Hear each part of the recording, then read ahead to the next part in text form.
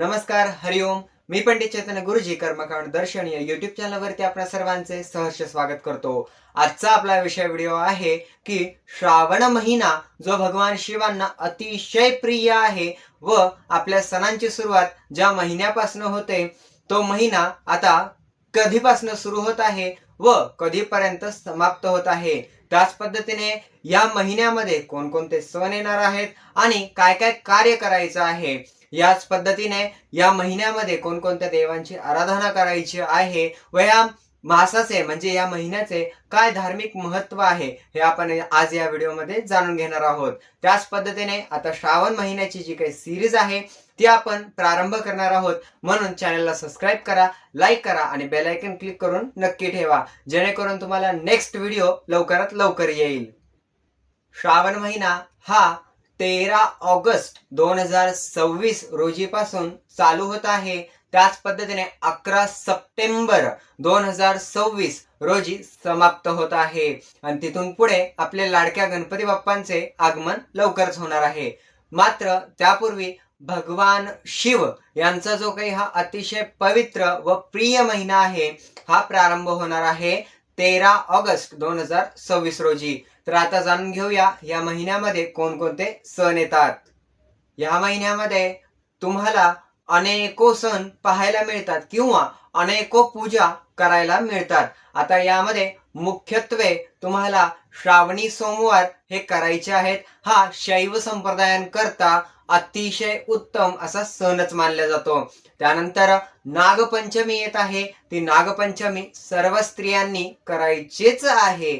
तसंच या महिन्यामध्ये तुम्हाला नारळी पौर्णिमा म्हणजेच की रक्षाबंधन देखील पाहायला मिळतं. तर या रक्षाबंधनच्या दिवशी बहीण व भाऊ यांच्यातील स्नेहबंधन आपल्याला पाहायला नक्की मिळेल. श्रावण महिना म्हणजेच की श्रवण करण्याचा महिना होय. आता हा श्रवण करण्याचा महिना कसा झाला तर या महिन्यामध्ये श्रवण करण्यास अतिशय जास्त महत्व आहे. या काळामध्ये तुम्ही शिवपुराण असेल, लिंग पुराण असेल, असे अनेक स्कंद पुराण असेल, देवी भागवत पुराण असेल, देवी पुराण असेल, असे अनेको पुराण आहेत जे तुम्ही श्रवण करू शकता. त्याच पद्धतीने शिवलीला अमृत असेल, शिवलीला अमृताचा 11वा अध्याय असेल जो अतिशय लोकप्रिय आहे, असे जे काही अध्याय असतील ते श्रवण किंवा पठण करू शकता, जेणेकरून तुम्हाला असंख्य पुण्याची प्राप्ती होईल. श्रावण महिन्यामध्ये तुम्ही लिंगाष्टकम, बिल्वाष्टकम, त्याच पद्धतीने भगवान शिवांचे स्तुती स्तोत्र जेवढे पण असतील तेवढे सर्व स्तुती स्तोत्र, भगवान शिवांच्या चालीसा, भगवान शिवांचे जेवढे पण काही मंत्र असतील ते सर्व मंत्र, मग मृत्युंजय मंत्र असेल, महामृत्युंजय मंत्र असेल आणि अघोर मंत्र असेल, इत्यादी सर्व मंत्रांचं तुम्ही जप करू शकता, ते श्रवण करू शकता. जर का तुम्ही गुरु केलेले असतील तरच या मंत्रांचा जप तुम्ही करायचा आहे, अन्यथा करायचा नाहीये. तो तुम्ही श्रवण केला तरी सुद्धा चालेल.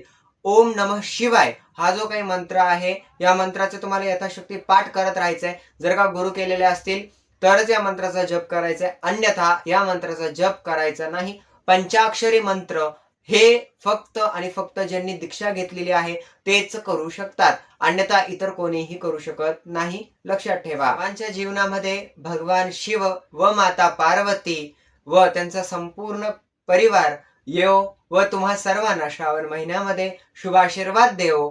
तुम्हाला सर्वांना श्रावण महिन्याच्या खूप खूप शुभेच्छा. आणि हे लक्षात ठेवायचं आहे की श्रावण महिन्यामध्ये जेवढं होईल तेवढी शिवभक्ती करायची आहे, भगवान शिवांना व त्यांच्या परिवाराला अळवायचं आहे आणि भगवान शिवांचा प्रिय व्हायचं आहे. या ठिकाणी मी आपल्या सर्वांची रजा घेतो. जर का तुम्हाला हा व्हिडिओ आवडला असेल व श्रावण महिन्यातील जी काही ही व्हिडिओची सिरीज आहे ही तुम्हाला हवी असेल तर चॅनलला सबस्क्राईब करायला विसरायचं नाहीये. या ठिकाणी मी आपल्या सर्वांची रजा घेतो. हरिओम.